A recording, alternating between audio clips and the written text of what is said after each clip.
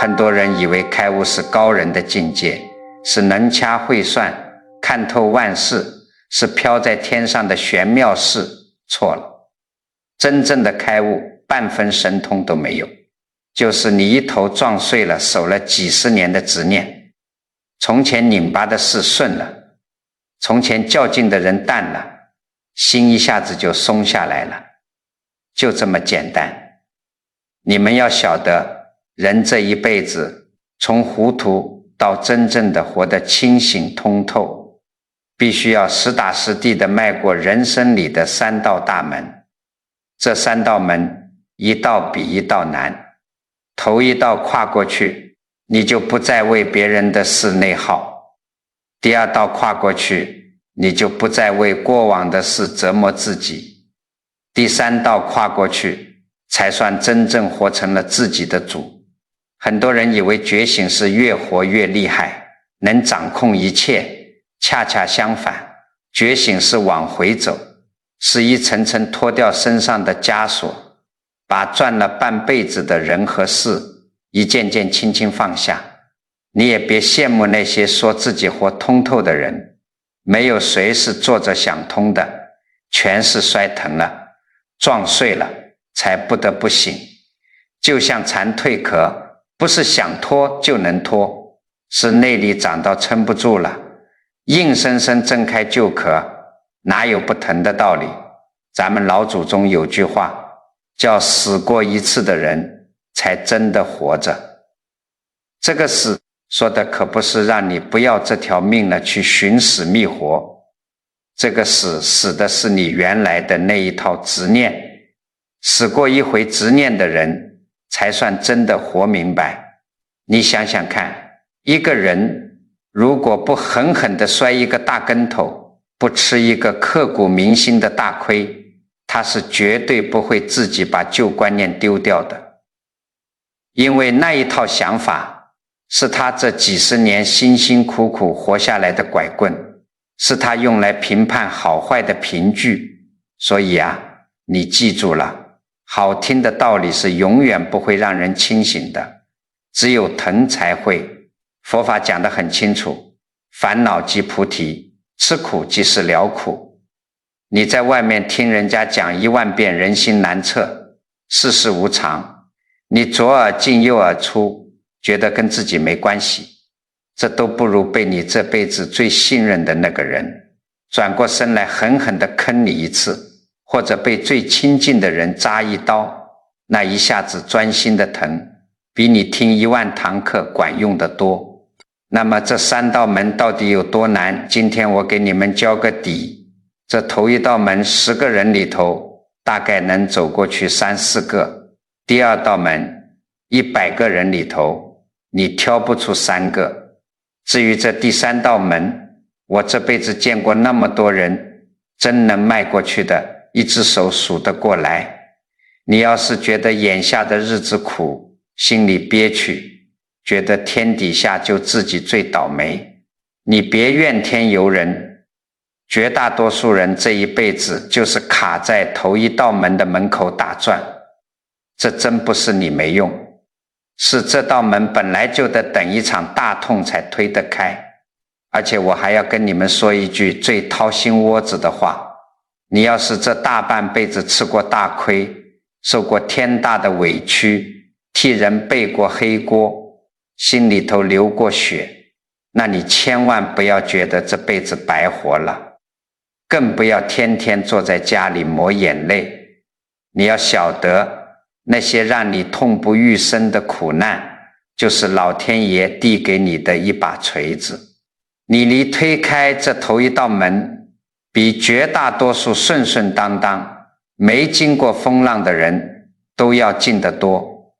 咱们先来说说这相对容易的第一道门，多数人是在40、50岁甚至60、70岁才真正撞开的，而撞开他的那件事往往根本不是什么兵荒马乱，也不是什么大灾大难，是一个你以为这辈子最不可能那样对你的人，做了一件你以为他绝不可能做的事。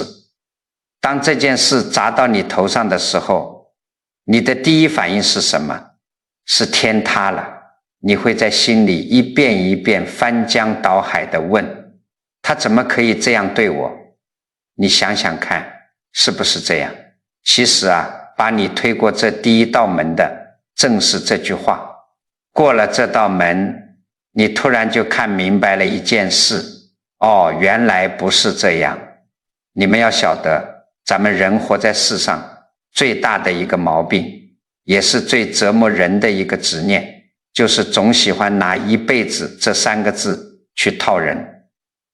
老伴、儿女，几十年的老同学、老闺蜜，你总觉得你们之间的交情是一块铁板，打不碎，敲不烂。你觉得他昨天对你好，今天对你好，那么明天、后天，直到进棺材的那一天，他都应该对你这么好。这叫什么？这就是你自己在心里给人家定了一个该。可是佛法讲得很清楚，这世间一切都是因缘和合，聚散离合，哪里有什么永恒不变的东西？人和人之间本来就是一段一段的陪伴，根本不是一辈子的死死绑定。每一段缘分都有它的定数，有长有短。缘分来了，咱们高高兴兴结个伴；缘分尽了，咱们客客气气撒个手，这叫自然。可是你不干你非要用你心里的那个永远去要求这段关系。他只要稍微一变，只要对方没顺着你的意思来，你马上就觉得天崩地裂，觉得全天下人都对不起你。有一家养老院里住着2位老先生，一个姓王，一个姓李，2人门挨着门，天天一起下棋，一起遛弯，好的就像一个人似的。老李腿脚不太好，一到下雨天就犯疼。老王总是主动打着那把宽大的黑布伞，把伞柄倾斜过去，遮着大半个老李，自己半边身子淋得湿透也不在乎。老王常跟人念叨，我这辈子儿女都在外地，老李就是我亲兄弟，我们要在这儿一块儿住到走的那天。你看，这就是老王心里的那个永远。可是有一天早上，老王端着刚打好的热豆浆去敲老李的门，敲了半天没动静，推门进去一看，愣住了。床铺光秃秃的，行李全没了。护工走过来说，老李昨天傍晚就办手续搬走了，说是亲戚接走了，一句话没留，一个招呼没打，就这么凭空消失了。老王当时手一抖，热豆浆全洒在了脚面上，紧接着心里那股火腾的一下就冒上来了。他回到屋里，把2人平时下的那副象棋哗啦一下全扫到了地上。他在心里大骂，几十年的交情，走都不打声招呼，就算是一条狗，你喂它几年，走的时候摇摇尾巴也该有个动静吧。我真是瞎了眼，看错人。从那天起，老王整个人变了，他不下棋了，也不跟人说话了。谁要是稍微靠近他一点，他马上竖起浑身的刺，看谁都觉得是虚情假意。他觉得人心太坏了，太凉了。就这么过了大半年，有一天，养老院收发室递给老王一封信，信封上的字迹歪歪扭扭的，是老李的儿子寄来的。信里头只有薄薄的一页纸，是老李临走前让人代笔写的。老哥哥，当你看到这封信的时候，我已经不在了。我查出了绝症晚期，我不辞而别，是因为我知道自己最后会是什么样子。我不想让你看见我满身插管子，大小便失禁的窝囊样。老哥哥，对不住了，我走得急，没法再陪你下棋了。我想在你心里永远是那个能跟你挺直腰板一起并排走路的老李。老王看完这封信，跌坐在藤椅上，双手捂着脸，眼泪顺着指缝往下流。你想想看，老王恨了大半年的绝情到底是什么？是老李变坏了吗？根本不是，那是人性里头最后的一点自尊，是对老王最后的一点体面。这个道理很简单，你顺着这件事往深里抠一抠，真正让老王疼了大半年的，真的是老李没有打招呼吗？不是，是老王心里的那个我以为，他以为老李应该永远陪着他，他以为老李有什么事都应该第一个告诉他，他拿着自己设定的这套规矩去诓老李，老李没做到，他就觉得自己被背叛了。所以这第一道门的门槛在哪儿？就在这儿。真正看破这道门的人，看破的绝不是人心有多坏，而是看破了那个我以为他该永远。这两句话听着就差几个字，但走出来却是截然不同的两条命。有的人一撞南墙，受了点伤，马上就往冷里走，到处跟人说，我跟你讲，这世上谁也靠不住，除了钱是真的，什么都是假的。他自己觉得这叫清醒，这叫看透了。我告诉你们，那不叫清醒，那是从一个坑里结结实实的掉进了另一个坑里，那是你被伤着了，伤口结了一层厚厚的血痂，最后长成了一身硬邦邦的铁甲，把你整个人死死地包在里头。这种人下半辈子活在算计和防备里，心里头又硬又冷，苦得很。真正过了这头一道门的人，是往宽里走的，他心里明白了，原来每段陪伴都有尽头，原来每个人都有自己不得已的苦衷，他知道了缘分的无常，所以他照样跟人来往，照样和和气气，照样用心待人，只是他的心里再也不去给任何人挂账了。就像你借了人家一把雨伞，你知道伞是借的，等天晴了，下完雨了，总有一天要还回去，因为你知道要还，所以你用的时候安安稳稳踏踏实实，等人家真来把伞拿走的那天，你会笑着说声谢谢，而不是拉着对方的衣袖大哭大闹，骂人家绝情。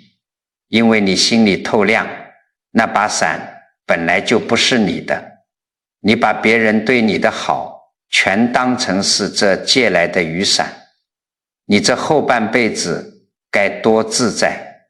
如果你分不清自己到底是真醒了还是假醒了，我给你一个最准的验方，你夜里躺在床上问问自己，你现在还愿不愿意对一个注定无法回报你的人好？如果你说我不愿意，我凭什么给他白费功夫？那你还在门外头冻着，你只是把心关上了。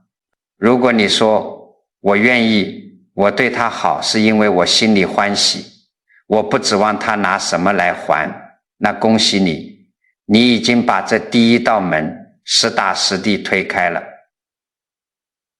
过了这道门的人身上往往会有一个特别明显的特征，他不爱劝人了。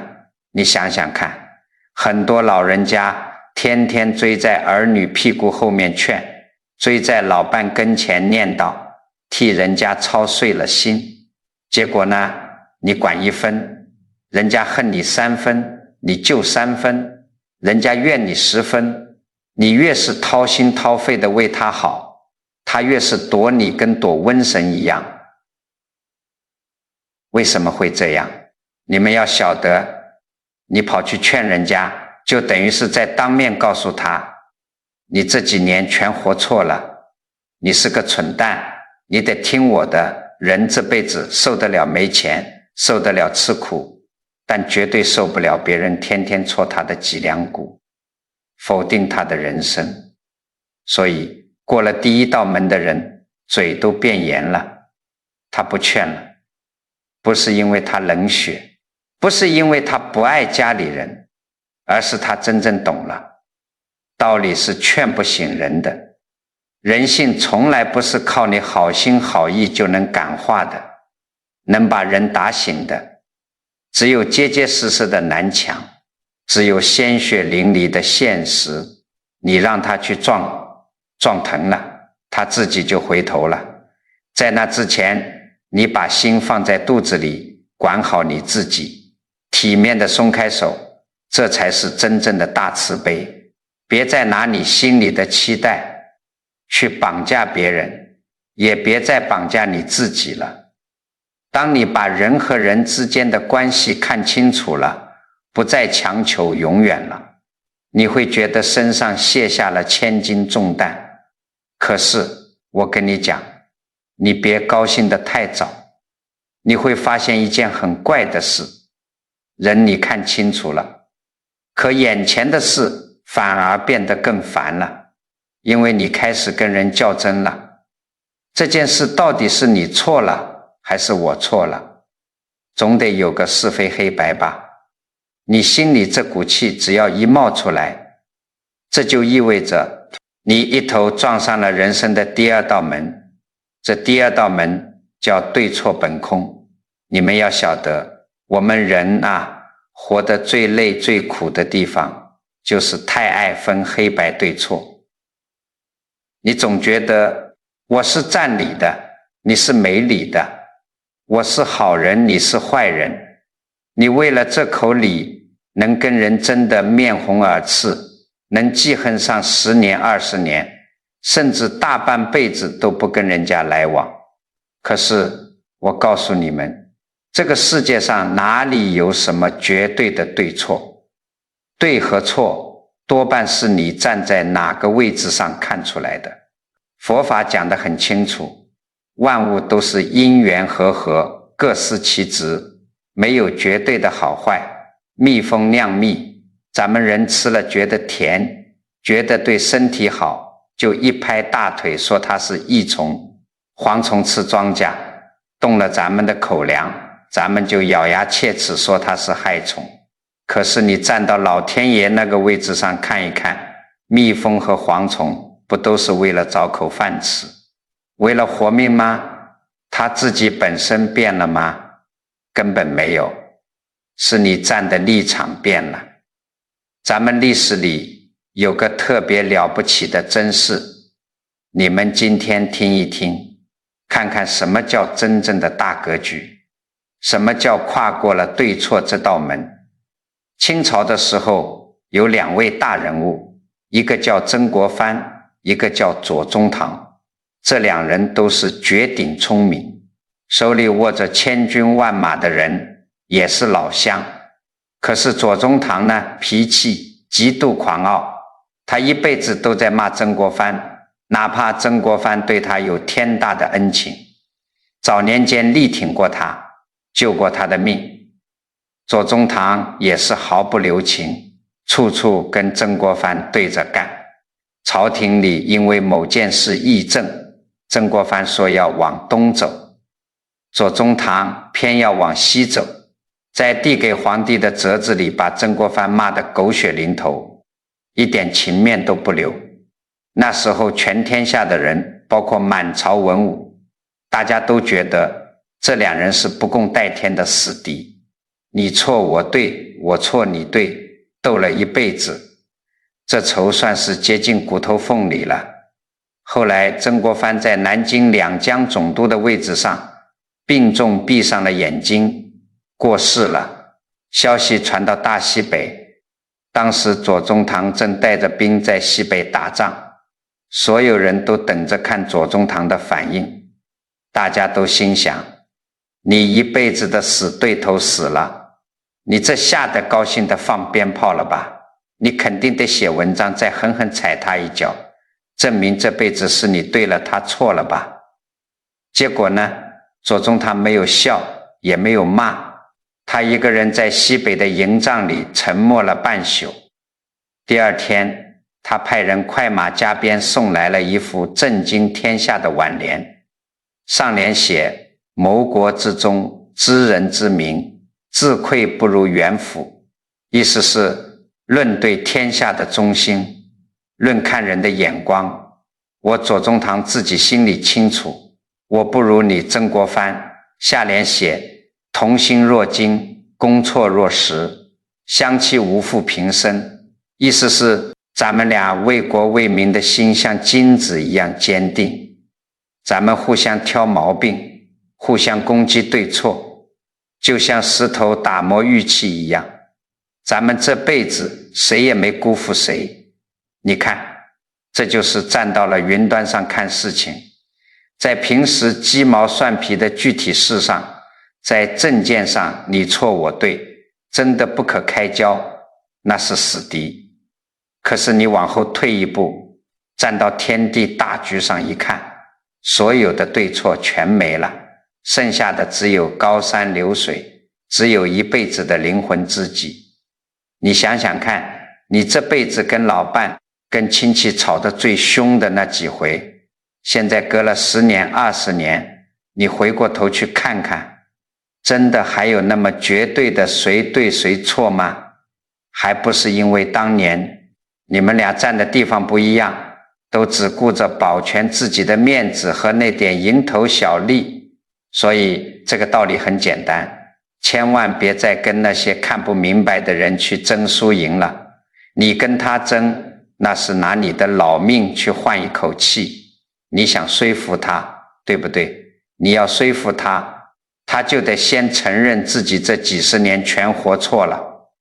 一个人要推翻自己大半辈子的活法，这步棋没有人肯走，也没人敢走，你就是磨破了嘴皮子，把道理讲出花来，哪怕你真赢了，他心里也是不服气的。你要是真输了，你心里头那口气就死死堵在胸口，能把你憋出病来。这第二道门，前半截是看破对错，可是还有后半截，是一件更难的事。你要学会接受你改不了的。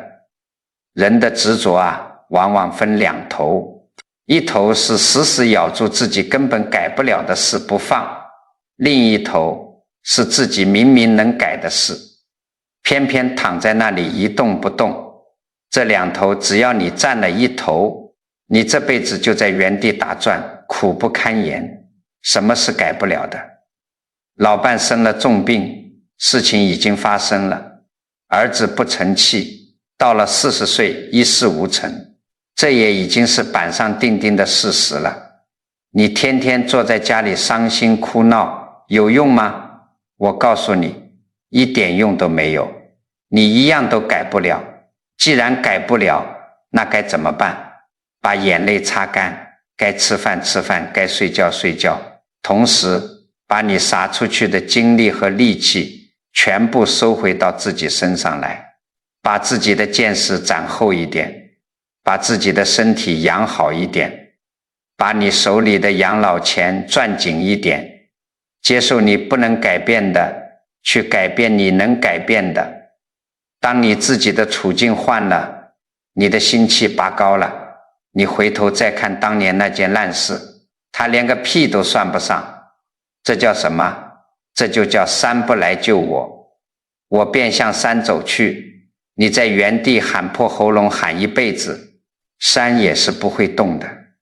你眼下最堵心最放不下的那件事，你自己静下心来掂量掂量，是你改得了的还是改不了的。当你把对错想通了，把改不了的事也认了，你这人在世俗里就算是松了一大半了。可是我跟你讲，千万别松懈，还有个更残忍的东西在后头等着你。你想通了，道理你也全明白了，可你的念头不听你的啊，白天好好的跟没事人一样，可夜里一躺下，那些陈芝麻烂谷子的事，那一肚子委屈还是不受控制的在你脑子里一遍一遍的过。这就到了第二道门最难的下半节，也是咱们绝大多数老人家卡得最久、最受折磨的地方。我给你们出一个题，你跟着我想，有一条小鱼被养在一个窄口的瓷瓶子里，日子一天天过，这条鱼越长越大，可是这个瓶口还是那么窄。现在鱼被卡在瓶子里出不来了，我问你，在不打破瓶子，也绝对不伤着这条鱼的前提下，你能不能想个办法把这条鱼完整的弄出来？你想想看，你脑子里是不是已经开始转了？有人说饿它几天，等它饿瘦了，顺着口就滑出来了。有人说往瓶子里倒点油，用镊子小心点把它划出来。你一个办法接一个办法的想，绞尽脑汁。可是我告诉你们，不管你想出什么高招，你都上当了。为什么？因为这条鱼这个瓶子根本就不存在，它从头到尾就是我刚刚用嘴皮子搁在你们脑子里的一个念头，根本就没有鱼，也没有瓶子。可是你一听你就信了，你就钻进去拼命的想办法了。这就是咱们人活着最大的一个困境。我们绝大多数时候根本不是被外头的现实困住的，你是被你自己脑子里的概念困住的，是被那个非要在死胡同里找出路的自己给困住的。你把那个念头一扔，你当下就从瓶子里出来了。咱们老人家最容易犯这个毛病。你回想一下，你眼下那件让你日夜揪心睡不着觉的事，到底有几分是真的在现实里发生了，又有几分是你自己在心里头顺着一个念头活生生演出来的一台大戏。我认识一位刘大姐，今年快70了，她这辈子什么风浪都挺过来了，唯独一件事成了她的心病。什么事？她那个独生儿子今年40岁了，死活不结婚。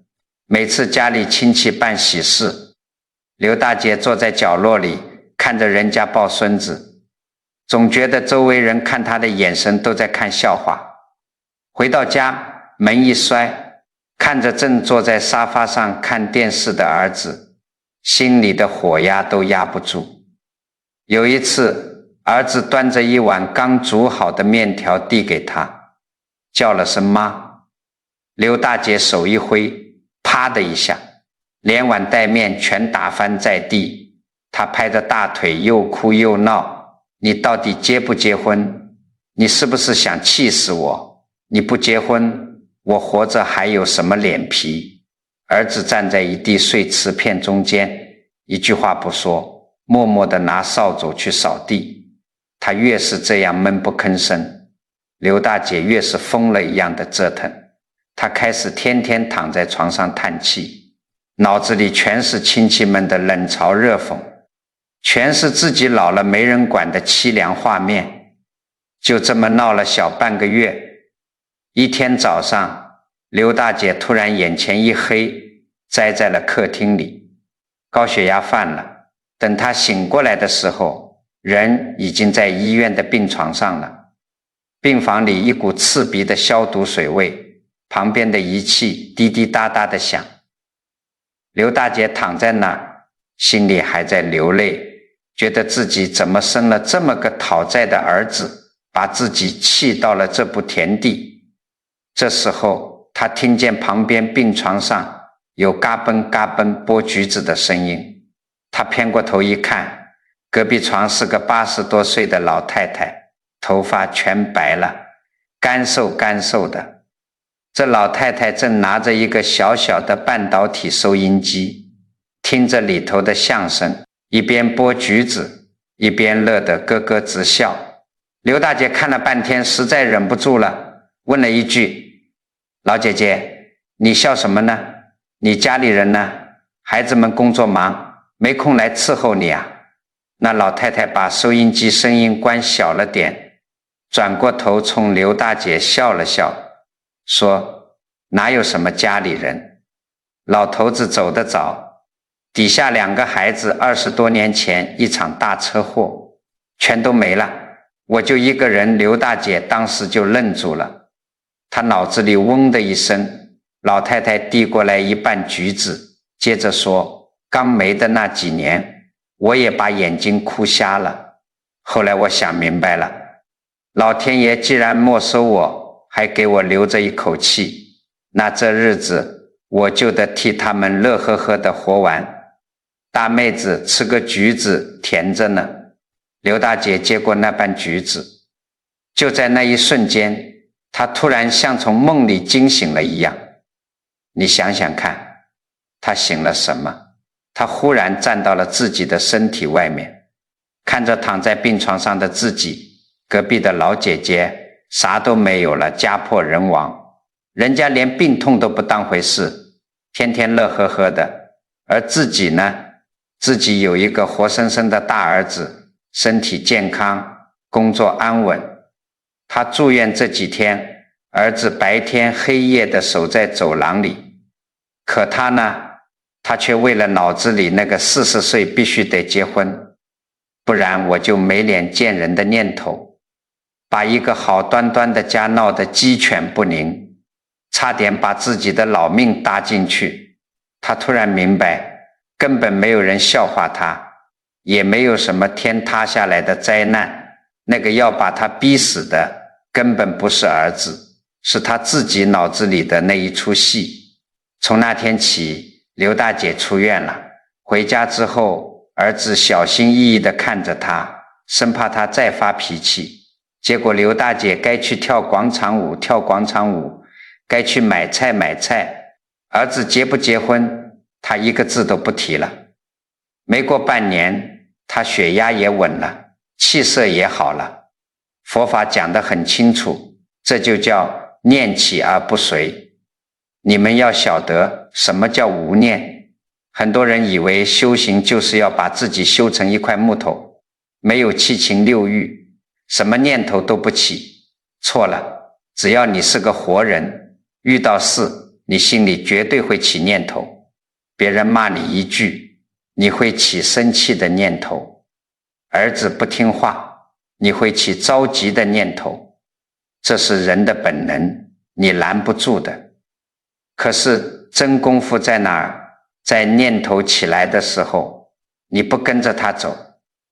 这就好比外面下起了大雨，你管不了天上下不下雨，可是你能选择自己是撑着伞走，还是傻乎乎的站在雨里淋。念头就像这阵雨，它来了，你看它一眼，说哦，我心里开始生气了，我开始着急了，你认出它来，然后笑一笑，让它自己过去，而不是一把抓住这个念头，顺着它往下想，越想越气，最后给自己编排出一场家破人亡的人生悲剧。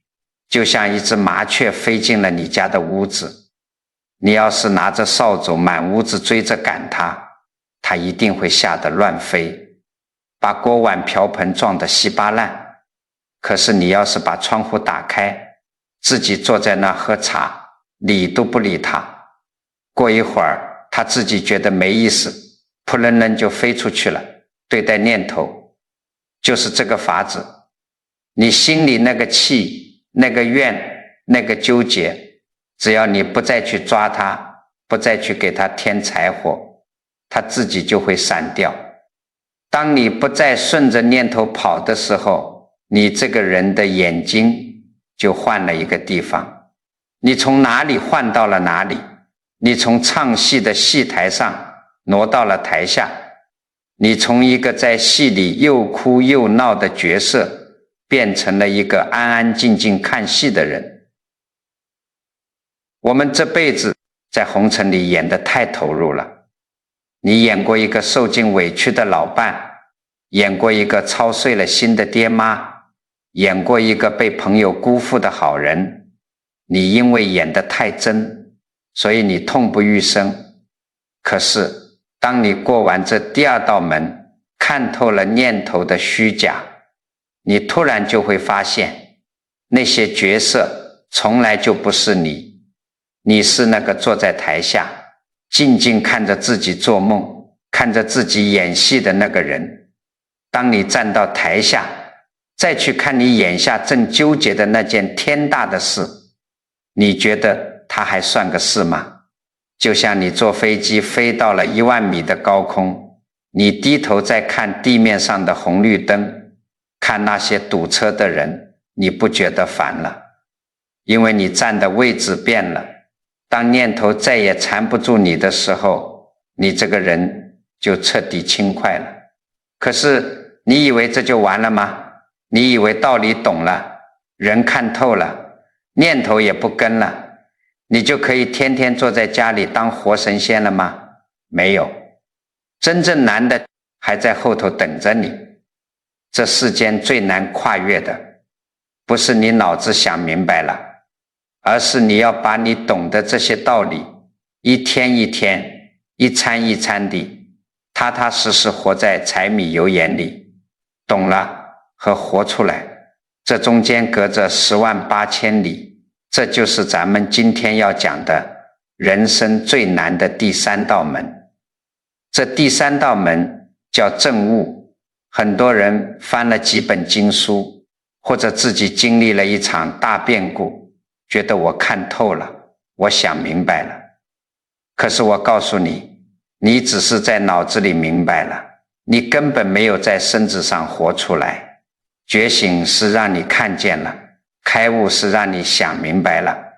可是想明白的人满大街都是，你跑到公园里去听，那些70、80岁的老头老太太讲起大道理来，一套一套的，一切都是缘分，随他去吧，不要执着。可是你真让他回到家，老伴今天炒菜多放了1勺盐，或者儿子多嘴顶了他一句，你看看他照样气得摔筷子，照样气得睡不着觉。这个道理很简单，嘴上到了，心没到，那连门框都没摸着。佛法讲得很清楚，知和行是一件事，你拿什么去验你到底过没过这第3道门？不是去验你会背多少经文，你去拿你家里每天那点柴米油盐去验，你今天被人误解了，你晚上躺在床上心跳加速了吗？你儿子今天没顺着你的意，你还生不生气？如果你毫无波澜，该吃吃该睡睡，那才算你真有点定力了。很多人以为过了第3道门，看破红尘的人就得跑到深山老林里去，穿得破破烂烂，谁也不理，跟个木头人一样。大错特错，你们要晓得，真正过了这道门的人，全都是往人堆里走的，绝不是往山上走的。咱们老祖宗有个词叫和光同尘。什么叫和光同尘？不是让你去同流合污，是让你把你身上那点所谓的我很清醒，我很特别，我比你们都高明的刺眼光芒通通收起来，你毫无抵触地走进这滚滚红尘里，跟大伙儿一块沾满泥巴，一块过平平常常的日子。你跟这世界不对立了，你跟周围的人不对立了，这世界就再也伤不到你了。你像一滴水一样融进沙子里，看起来你没什么特别的，可是整片沙子都是润的。我给你们讲个咱们历史的故事，你们听听什么叫真正的活出来，什么叫和光同尘。1600多年前，晋朝有个大才子大诗人叫陶渊明，大家都知道他是个绝顶聪明的人，对不对？可是老天爷偏偏给他开了一个天大的玩笑。陶渊明生了5个儿子，按理说大才子的儿子那不得是神童啊，结果呢，这5个儿子一个比一个不成器，老大老二懒得出奇，一天到晚游手好闲，老三老四连个大字都不识，老五更是傻乎乎的，整天就知道找树上的果子吃。有一天，陶渊明在书房里听着窗外几个儿子为了抢一个破玩意儿在泥地里打滚嚎叫，他心里的那个火啊，那是蹭蹭往上冒。他是个读书人，是最要面子的，他觉得老陶家算是彻底毁了，自己这辈子的心血算是白费了，他气得浑身发抖，提起笔来，铺开纸，写了一首流传千古的诗，叫《折子》。他在诗里把5个儿子挨个骂了一顿，骂这个懒，骂那个笨，字字句句都是一个老父亲绝望透顶的心酸。写完之后，墨迹还没干，陶渊明看着满纸的怨气，自己一个人坐在空荡荡的书房里。就在这个时候，他转过头，看到了桌子上的一杯浊酒，他盯着那杯酒看了很久，突然他长长地叹了一口气，他伸出手端起那杯酒，一仰脖子，干了。他放下酒杯，说了一句话：天运当如此，且尽杯中物。意思是老天爷给的命就是这样了，这是他们5个人的定数，我在这生什么气呢？我还不如安安稳稳喝我这杯酒。从那一天起，陶渊明再也没有逼过这5个儿子读书，再也没有因为他们笨而大发雷霆。他把手彻底松开了，他下地种田，跟老农喝酒，儿子们愿意干嘛就干嘛。你想想看，这叫什么？这就叫知天命，这就叫第3道门。很多人把知天命当成是认命，当成是破罐子破摔，不是的。真正的知天命是你彻底通透之后对别人命运的一种尊重和不干预。你比陶渊明还聪明吗？你比他本事还大吗？他都改不了自己儿子的命，你凭什么觉得你能强求你儿女的因果？每个人生下来都有他自己要撞的那堵南墙，都有他自己要吃的苦，你非要冲上去替他挡，你挡得住吗？你不仅挡不住，你还把自己的晚年搭进去了。你们要晓得，真正的慈悲绝对不是站在高处去同情别人，去指点别人。真正的慈悲是有一天你低下头，看着那个在泥潭里挣扎，在执念里痛苦的人，你忽然认出来，那条被困在瓶子里的鱼就是曾经的你自己。你走过那条黑灯瞎火的路，你吃过执迷不悟的亏，所以你明白他现在有多疼，你也知道他现在有多糊涂。正因为你明白，所以你不再去强硬地改变他，不再去居高临下地骂他笨，你允许他犯错，允许他受挫折，允许他在泥里多滚几圈。我常常讲，友情的尽头是不干预，救人的尽头是尊重人家的命。很多人一辈子发愿说，我要度这个，我要救那个，结果呢，本欲度众生，反被众生度。你每一次想去强行拉别人一把的时候，其实老天爷都是在借着那个人来照见你自己，照见你心里还有多少执念没放下，照见你还有多少控制欲在作祟。这第3道门就像过去有个上山学道的郎中，在山上苦修了3年，师父让他下山。他问师父，我学了什么本事？师父说，你上山那天问我人为什么苦，你现在还问吗？郎中说，我不问了。师父摆摆手说，不问了，就下山去过日子吧。这个郎中下了山，在镇上开了一家小药铺，一开就是40年。谁来看病他都和和气气，钱多一点少一点他从来不计较，哪怕被人赖了账他也只是笑一笑。后来有个年轻人不服气，跑去问他，您在山上到底学了什么绝世医术？老郎中一边手里捻着药材，一边笑着说，我在山上学会了不问，下了山这40年，我一直在学一件事，怎么把这个不问实打实地过成柴米油盐的日子。上山3年是明白，下山40年是活出来。明白容易，活出来那是真难啊！你不要去站在今天这个高度去审判当年那个还在学着活的自己，也不要去审判你身边那些还没开窍的亲人。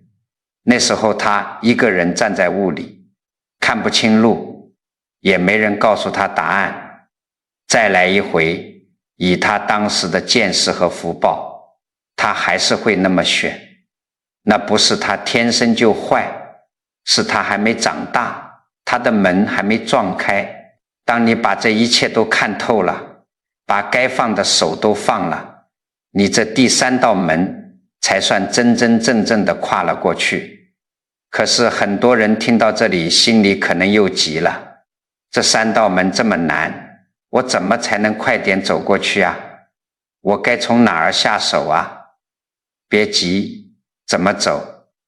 你先得明白一个大前提。很多人听我说完这3道门，心里憋着一股劲，觉得这修行就跟爬楼梯一样，我得赶紧往上爬，我得比别人爬得高，爬得越高我就越神气。如果你这么想，那你一上来就彻底走反了方向。我告诉你们，这3道门根本不是往上爬的，它是往回走的。咱们老祖宗有几句极其透彻的老话，说一个人没进门没开窍的时候，那是看山是山，看水是水。这时候的人看什么都是实实在在的，钱就是命，情就是天，对错比命还大。等到你挨了现实的毒打，撞开了头2道门，你进到了第2层境界，这叫什么？叫看山不是山，看水不是水。这时候你忽然发现，哎呀，原来什么都靠不住，原来人情冷暖全是一场空，原来黑白对错都是假的。我跟你们讲，这一段路是最难熬的，很多人卡在这个地方，人就变得特别冷漠，觉得活着没意思，整个人轻飘飘，虚无缥缈的。可是如果你能咬着牙把第3道门也迈过去，你猜怎么着？你又回到了原点，这叫看山还是山，看水还是水。你还是回到那个厨房里照样切菜做饭，你还是照样种地带孙子，你还是照样为柴米油盐操心。别人看你觉得你跟以前一模一样，连发脾气的样子都没变。可是只有你自己心里最清楚，走回来的这个人早就不是当初那个被执念绑得死死的人了，你是自己一步一步走回来的，不是那个从来没出过门的糊涂蛋。那咱们普通老百姓到底该怎么从眼下的苦里头拔出来，去破这3道门呢？我给你们指5个下手的实招。第一个下手处叫破文字相。什么意思？就是别太迷信书本，甚至别太迷信我今天在这儿跟你们讲的这些话。书上写的，别人嘴里说的，那都是人家自己跌倒吃亏换来的经验。你的时代跟人家不同，你的家庭情况跟人家不一样，别人的药治不了你的病，尽信书不如无书。道理听了1000遍，不如你自己放开手脚，在日子里亲自去走一遭，去撞一次墙。第2个下手处叫破关系相。咱们前面讲过了，每一段关系不管多亲密，它本质上就是一段陪伴，绝对不是一辈子的死死绑定。老伴也好，儿女也罢，你们的缘分有长有短，缘分来了，咱们好好珍惜。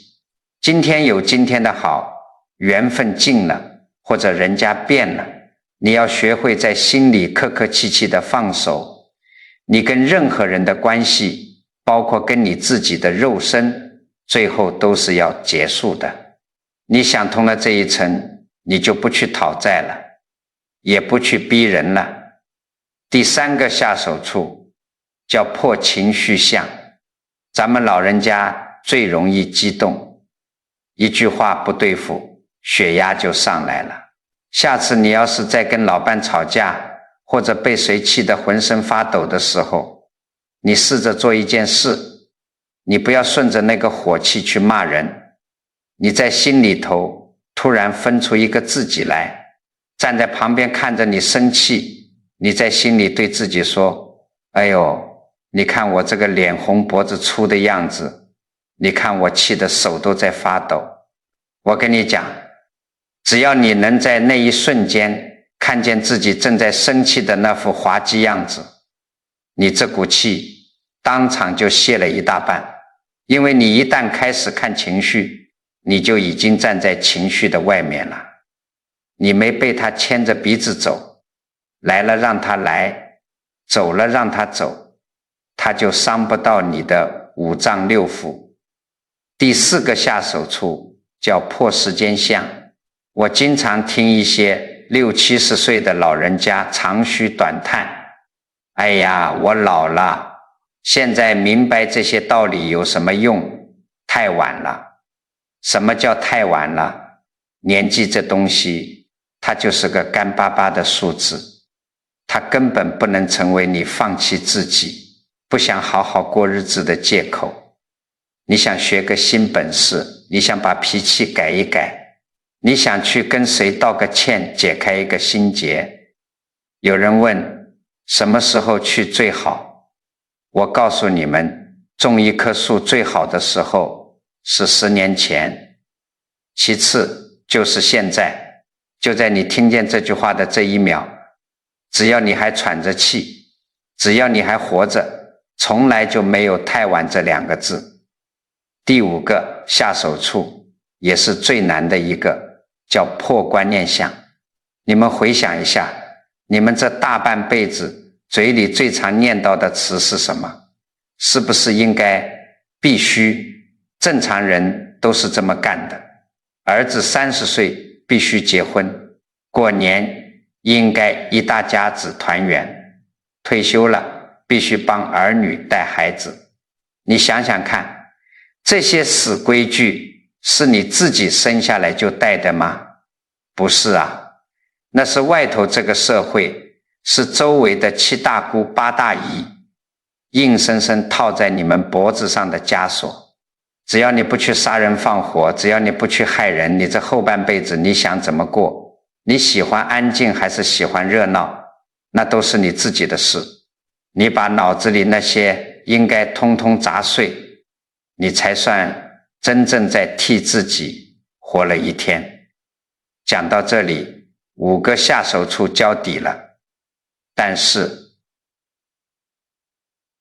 我今天必须要在这里拉响一个最高级别的警报。很多人，尤其是学了一点传统文化，听了几天道理的人，极其容易走火入魔，搞出3种可怕的假象，坑己又坑人。第一种假象是把冷漠当成了觉醒，受过一次伤，看破了一点人情冷暖，从此以后六亲不认，谁也不交，把钱赚得死死的，觉得除了自己谁都是坏人。我前面说过了，那根本不是醒，那是你被现实吓破了胆，把心彻底关死了。你怎么分辨自己是不是这号人？你就看一条，你现在还愿不愿意去对一个根本不可能回报你的人？伸一把手，要是连这点善念都没了，你那是病得治。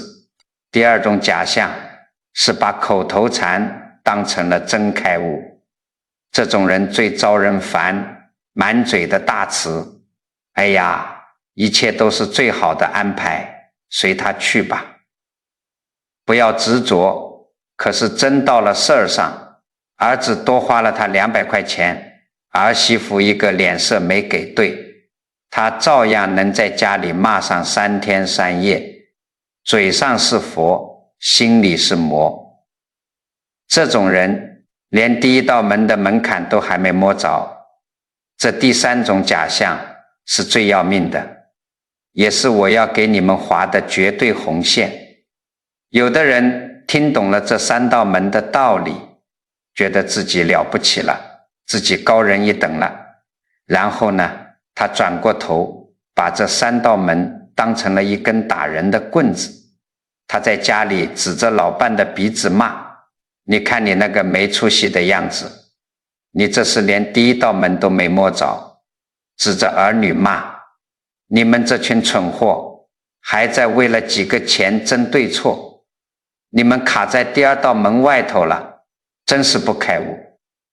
你们要晓得，如果你干了这种事，你马上就给我停下来。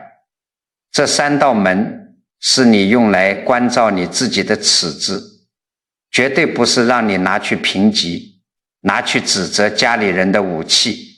当你开始用这套标准去评判别人，去分高下，去骂别人的时候，你在那一瞬间就已经退回到了第1关的门外头，因为你又开始分对错，又开始觉得自己比别人高明了。你不仅没破门，你还给自己找了一根新的棍子，把你原本就乱七八糟的家搅得更不得安宁。谁到了哪一步，只有他自己心里最清楚，甚至连他自己都说不准。有人40岁就破了2道门，有人70岁才颤颤巍巍破了头1道门，这有什么好着急，有什么好攀比的？走到了就是走到了，没走到那就是缘分没到，南墙没撞够，你急也没有用。好，今天咱们这掏心窝子的话，算是把人生这3道大门里里外外给你们扒得干干净净了。你们要晓得，人这一辈子到底能活得多宽阔，能活得多自在，全看这3道门，你破到哪一道门，你的世界就能大到哪里。你的世界若是只有睁眼那么大，那儿媳妇少叫你一声妈，都能变成天塌下来的大灾难，能把你气出心脏病。可要是你的世界大到了云端上，大到了天地间，那就算别人当面骂你，误解你，甚至欠了你的钱跑了，在你眼里也不过就是一阵刮过去的穿堂风，风吹过去就没了，它绝对留不在你心里头。很多人总是在觉得老天爷对自己不公平，为什么总让我吃苦，总让我碰上这些糟心的人和事？这个道理很简单，你换个脑子去想，那些让你现在还觉得疼，觉得过不去的事，根本不是来回你的，那是老天爷看你卡在原地太久了，看你太可怜了，特意派来把你面前那扇死死关着的大门给你咣当一声撞开的。他是来度你的啊！佛法讲得很清楚，烦恼即菩提，真正的自在绝对不是说把你修成一个没有血肉没有感情的木头人，更不是说把我这个字给弄没了。真正的自在是我再也不被我自己的想法给死死绑着了。你还是你，你还得吃饭穿衣，你还得跟老伴斗嘴，你还得去菜市场讨价还价。从今往后，你走的每一步看起来都还是平平常常的柴米油盐，可是只有你自己心里透亮，山还是那座山，水还是那道水，但今天走回来的这个人早就不是当初那个会在深夜里咬牙切齿哭天抹泪的糊涂蛋了。